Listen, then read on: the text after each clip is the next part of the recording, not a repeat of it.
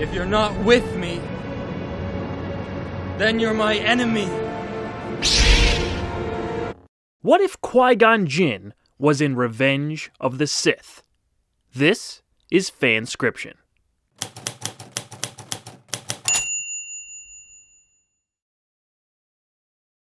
Welcome back. This is part 2 of our What If on Qui Gon Jinn in the prequels. Make sure you check out part 1, What If Qui-Gon Trained Anakin, to see everything leading up to this. A lot of things are different, including Anakin's personality, the fate of Darth Maul, Obi-Wan, and more. There are big questions on how Qui-Gon could affect the final chapter in the prequel trilogy. Could he have saved Anakin from the dark side? Would the Jedi have fallen? Well, this is my take on it. Let's dive in.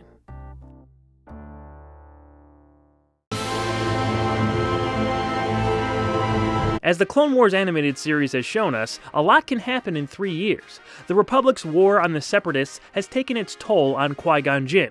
He's not as young as he used to be and now sports almost all gray hair. However, the older he gets, the wiser he gets. Qui-Gon is at a level now that most Jedi never reach. Not exactly from a physical perspective, although he can still match the best duelers in the galaxy when called upon, but he's more in tune with the Force than ever before. Anakin was named a Jedi Knight shortly after the events of Attack of the Clones and has gotten some much-needed independence from his former master. Although, they still regularly work together, and Qui-Gon remains protective of his surrogate son, sometimes overly so. However, Anakin has really come into his own. He's not as draconian as he was in Episode 2, and thus, his more playful and impulsive personality has found its way back to him. The beginning of the film is about the same. Anakin and Qui-Gon are chasing after the abducted Palpatine, except Qui-Gon rides with Anakin in the same spacecraft. They arrive on the ship containing the Chancellor and eventually track him down, bound to a chair. Qui-Gon does not like Palpatine, and the mistrust is mutual. However, good old Sheev has become very close with Anakin over these past few years, a development that slightly troubles Qui-Gon. Before they can release the captive leader, it is General Grievous who enters the room with a pair of super battle droids. Grievous has become infamous for killing many Jedi generals in the war and stealing their lightsabers. He mocks the Jedi's rescue attempt before pulling out some of the stolen weapons and engages in battle with Qui-Gon and Anakin. The pair work so well together that they start to overpower the general. In desperation, Grievous orders the super battle droids to get involved, and they fire on the platform above the fight. It falls on Qui-Gon, knocking him out. Anakin quickly dispatches of them before returning to the fight with Grievous. Skywalker manages to slice open his chest plate, exposing his organs, and has Grievous at his mercy. He's then egged on by Palpatine to kill him. Do it! Anakin obliges by plunging his lightsaber into Grievous's remaining exposed biological components. This ignites them, and he dies, as in the original film. Anakin then frees Palpatine, retrieves Qui-Gon, and attempts to escape the ship. However, they're captured and brought to Count Dooku, who's surrounded by Magna Guards. After some back and forth, Dooku locks eyes with Palpatine for a moment. The secret Sith shoots him a look that slightly startles the Count. Kill them. Ready my escape ship. Uncharacteristically, Dooku leaves without trying to finish the job himself. As the Jedi eventually destroy the droids, the Separatist cruiser is shot down. Dooku watches from his escape pod, seeming more nervous than usual. After they crash-land the ship, Anakin returns Palpatine to the Senate building, where we see him interact with Padme for the first time in the film. I'm tired of all this deception. I don't care if they know we're married. Anakin and Padme were instead married off-screen in between this and the last film, but the most important piece of information that came out of this scene is still intact. Annie, I'm pregnant.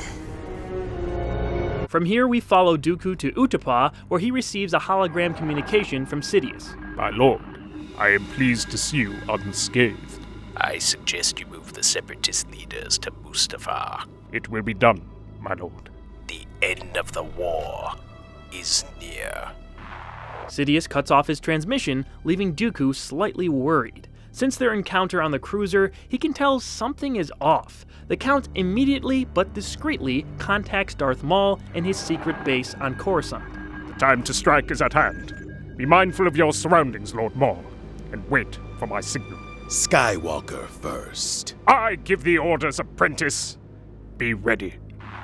The transmission is ended, and Maul throws his communicator to the floor.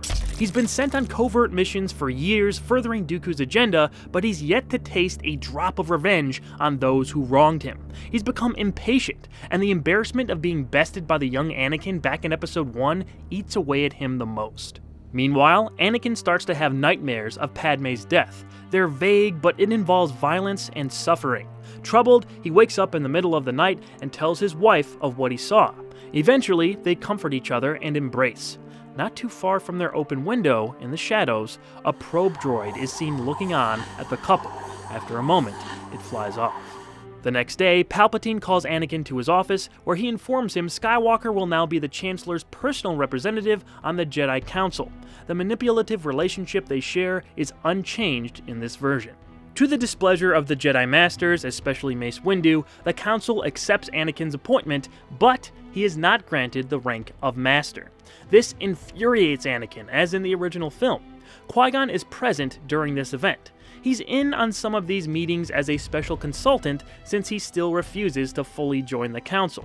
Afterward, he informs Anakin of the Council's intention of having him report on Palpatine's dealings. Qui-Gon normally would not go along with a request like this, but he knows something is not right with Palpatine. As mentioned before, he's never liked him in the first place. Anakin is even more upset that he's being asked to spy on someone who he considers to be a friend and mentor. The comment cuts Qui-Gon a bit. It's almost as if Skywalker's been looking more to the Chancellor for advice recently than the man who raised him. The opera scene plays out the same way. No need to touch a thing there. Did you ever hear the tragedy of Darth Plagueis the Wise?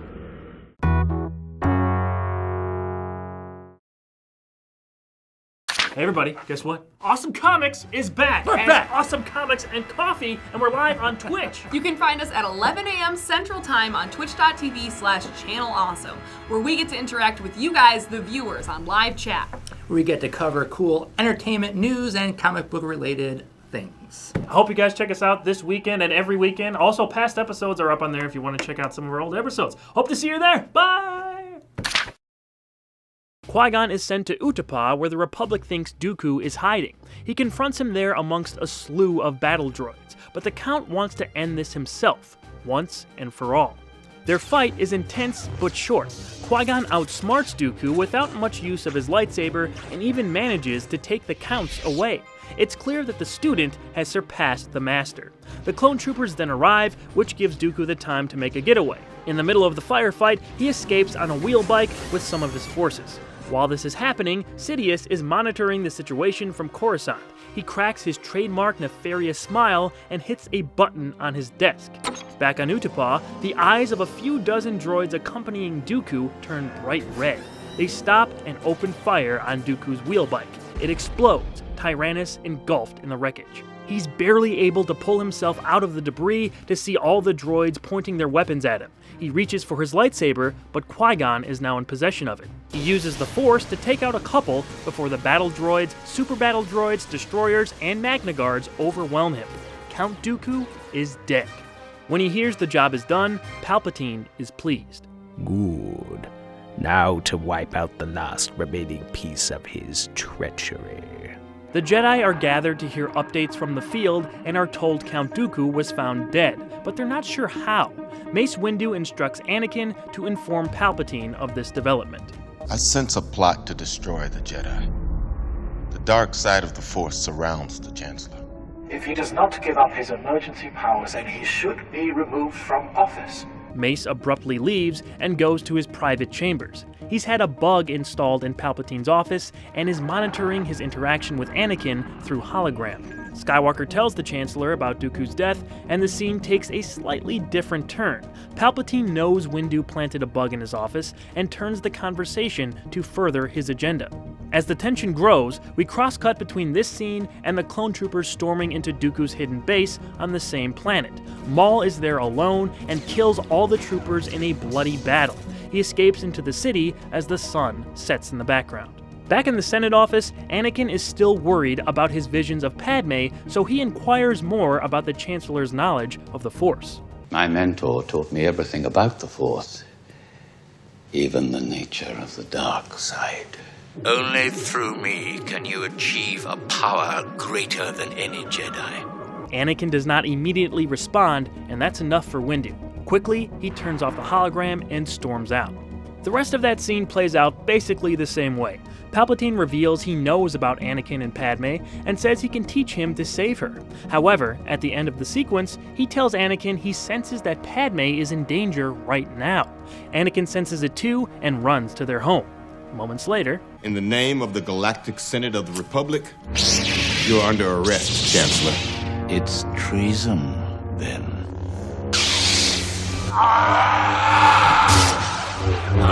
Frantic, Anakin enters the home he shares with his wife and sees Darth Maul holding Padme with his lightsaber to her back.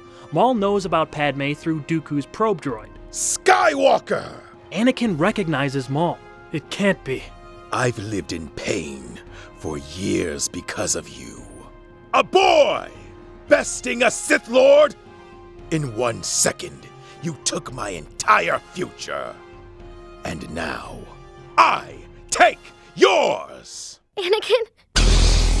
Maul ignites his lightsaber through Padme's chest. Padme! She falls as Anakin leaps into battle with Maul.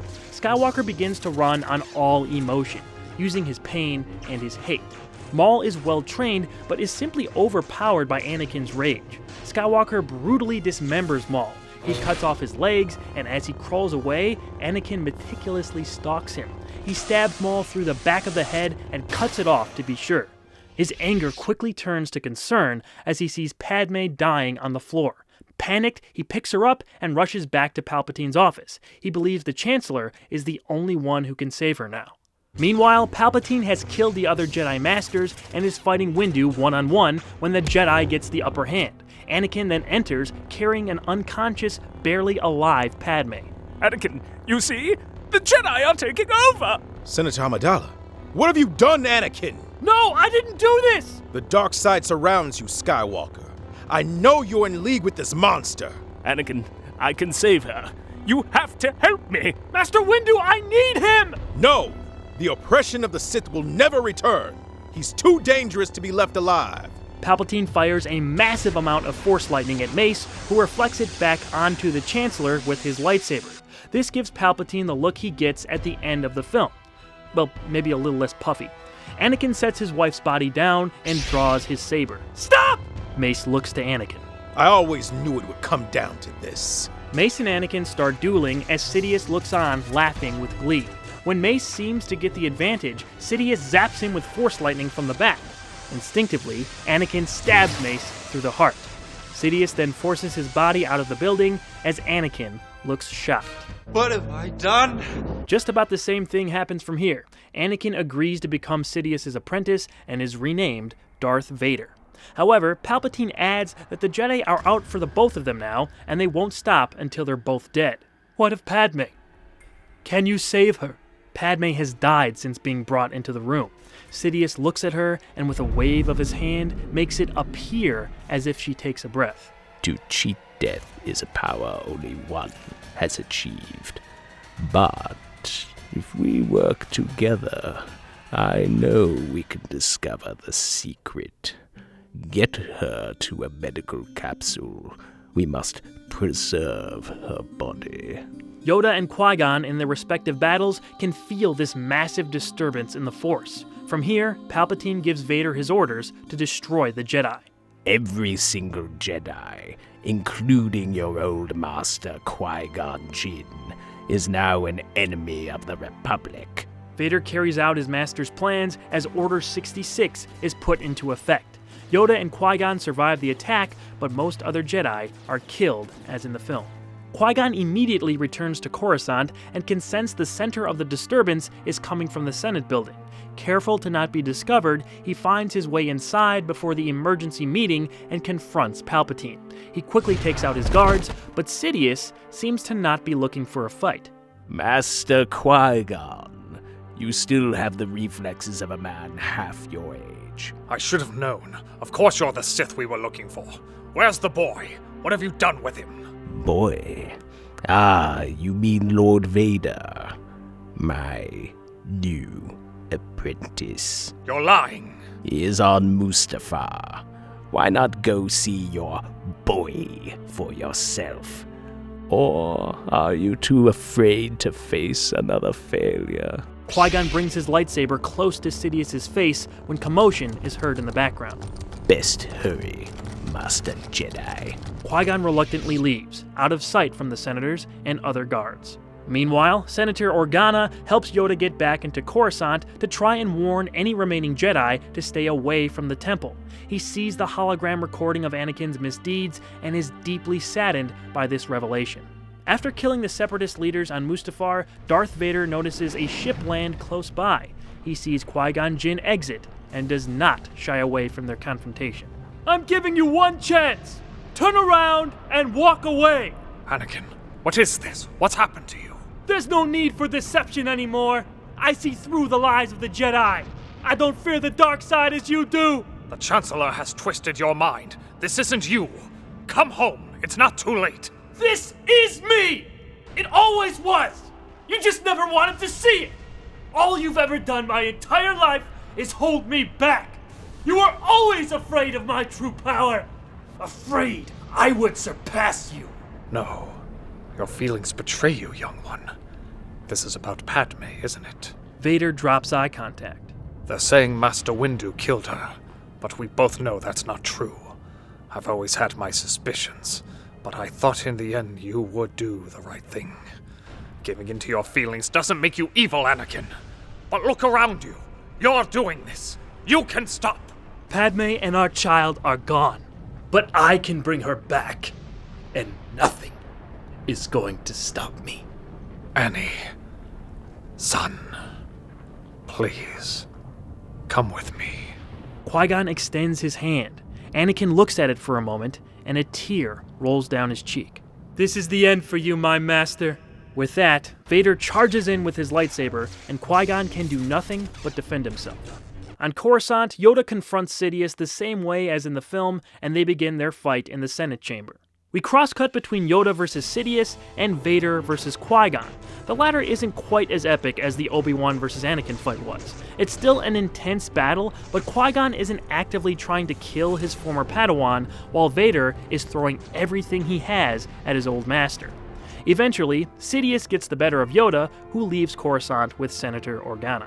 Qui-Gon and Vader continue their battle until the former lands a blow that singes the latter's throat and face. It's a bad wound, and Vader can no longer speak. He drops his lightsaber in pain and goes down to one knee. Qui-Gon is exhausted and heartbroken. You were the chosen one, Anakin! You were supposed to destroy the Sith! Bring balance to the Force! Qui-Gon raises his saber for the killing blow, but he can't do it. A wave of peace seems to wash over him. Perhaps you still can. Qui-Gon closes his eyes and brings his lightsaber close to his chest. Vader notices this and pulls his saber to his hand. With a last-ditch effort, he cuts down Qui-Gon Jinn. But instead of the saber cutting through him, Qui-Gon's body disappears. All that's left behind are his clothes and his lightsaber. Anakin immediately faints from his wounds. Soon after, Palpatine arrives on a small ship with a few clone troopers. After noticing a pulse, they rescue the dying Vader. Yoda is meditating on Senator Organa's ship and can feel what has transpired. A quiet voice then reaches out to him. There is another Skywalker. Yoda opens his eyes wide as if surprised. Vader is returned to Coruscant, where the Emperor's medical droids treat his injuries. The cuts to his face and throat are especially severe. Vader can't breathe or speak on his own anymore. Thus, the trademark Darth Vader suit is still needed to sustain his life as we see the mask lowered onto his face.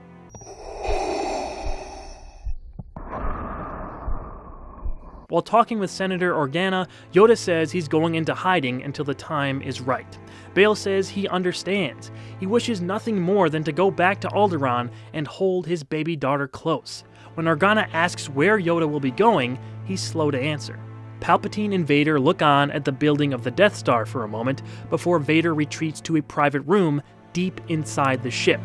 Floating there, in a bacta tank, is Padme. Her face is peaceful, but her skin is pale. We see Vader look at a small monitor containing vital signs. The machine beeps once, indicating Padme's body is still hanging on. We cut to Tatooine, where we get a nice wide shot of the Lars moisture farm. In the distance, a hooded Yoda looks on. Owen and Beru step up to the small hill overlooking the desert and peer at the beautiful setting twin suns. They're holding the hand of a small child, no more than 3 years old.